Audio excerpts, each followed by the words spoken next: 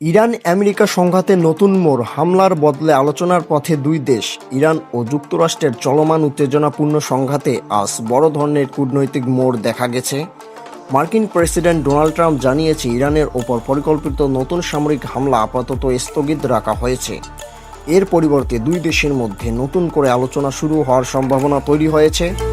প্রাপ্ত তথ্য অনুযায়ী মধ্যপ্রাচ্যে কয়েকটা মিত্র দেশ, বিশেষ করে সৌদি আরব, কাতার ও সংযুক্ত আরব আমিরাত উত্তেজনা কমিয়ে আলোচনায় ফেরার আহ্বান জানায়। এরপরেই ওয়াশিংটন সামরিক পদক্ষেপ থেকে সাময়িকভাবে সরে এসে কূটনৈতিক সমাধানের ওপর জোর দেয়।